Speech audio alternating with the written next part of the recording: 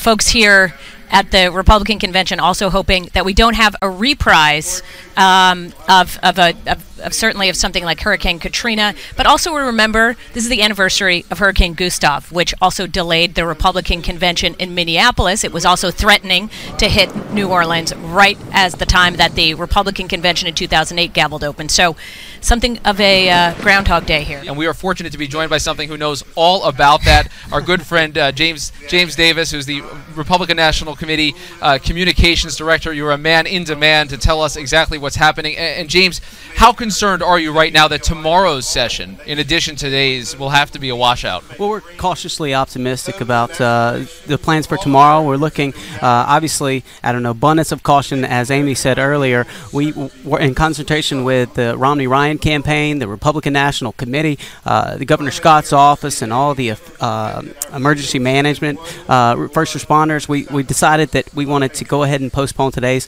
so we're going to convene. Chairman Reince Priebus is going to call for an immediate recess, and then we're going to come back tomorrow. And we've taken all those great speakers that we had for Monday, and we pulled them over to Tuesday, Wednesday, Thursday. So we got a jam-packed schedule on Tuesday, Wednesday, Thursday, and we're really excited about kicking off this convention. Obviously, we're going to continue to monitor the weather, and we hope that there's no impact to any community here, and safety is obviously the primary concern here. Well, so are there real contingency plans should we see landfall coming in the next 2 days? Obviously, there's going to be a lot of talk about the impact it's going to have on the residents there. What do you guys do in that case? Can you really have a show go on at the same time a hurricane is hitting the United States? Well, right now we're continuing to plan for Tuesday, Wednesday, Thursday. You never know. Weather is so unpredictable, and so we're just planning Tuesday, Wednesday, Thursday. We're excited that we have so many delegations. We're going to continue to monitor it. Obviously, anything that happens in respect to impact, we can adapt our schedule, we can move forward, but Tuesday, Wednesday, Thursday is definitely the time frame that we're looking to have this convention and get our nominee, Mitt Romney, and our vice presidential nominee, Paul Ryan, and move them forward to the general election. I mean, that's the purpose of the convention, right? When we talk about the purpose of the convention, obviously there's a lot of purposes around it in terms of fundraising, in terms of organizing, in terms of energizing the base. What absolutely has to happen? No question, you cannot leave Tampa without it happening. Other than the roll call, is there anything that is absolute critical function of this convention other than the roll call that will nominate Mitt Romney to be president? So the roll call, and then you have to have the acceptance. There are two parts to that contract there. So we have the roll call, and then we have the acceptance speeches. But we also have a number of other business orders, and those are party rules and platform and all of the things that will govern the way our party works for the next 4 years up leading to the next convention. Those things are put in place at this convention. Actually, many of those hearings were held here in Tampa last week, and they'll be voted on this week and affirmed. And we're confident that we have all the means in place to get all the business done of this convention and launch our nominee into a successful fall campaign. Now, I want to ask you about this. For folks at home, you can see this is the floor here, and the states have a nice big signpost, basically, it looks like, for every state that's laid out. How do you go about choosing who gets to sit where? I mean, I see that Michigan, of course, is very close. Two questions. First, if Michigan is this close, does this mean that this is the state in the roll call that's going to put Mitt Romney over the top?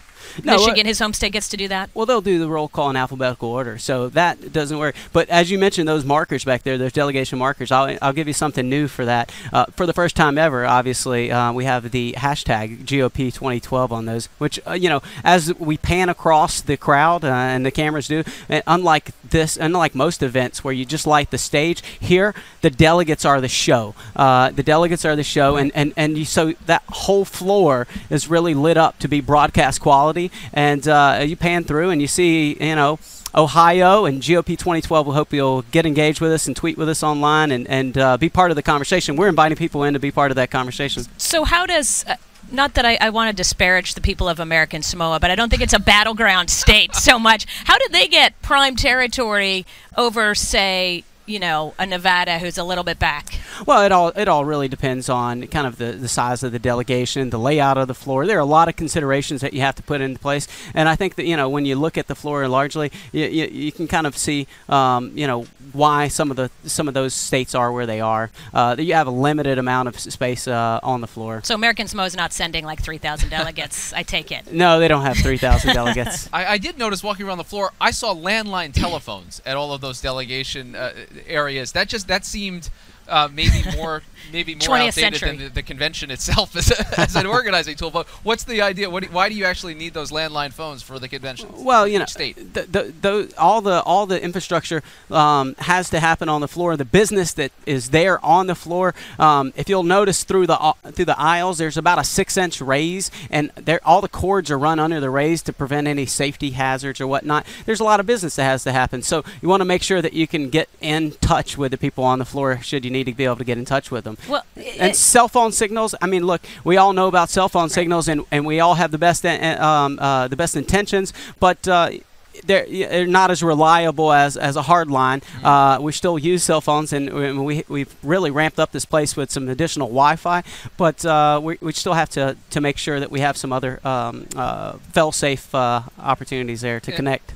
Now, James, speaking of connecting, we're doing something special during this entire week. We're having people sign in on an iPad. So anything you'd like to do, a doodle, a signature, a catchphrase, you name it, here it is. It is literally a blank template here, as you'll see, and we're going to ask all the guests that join us here on set to do that. So no pressure now, but you're the first one. Your home state, you can doodle. Whatever you can draw, yeah. Great. So I've been here for about 11 months and working very hard, as you can imagine. And so for this, I am looking forward to some R&R. R&R. Yeah. No, well, I noticed that it's not D&D since we're here at the Republican National Convention.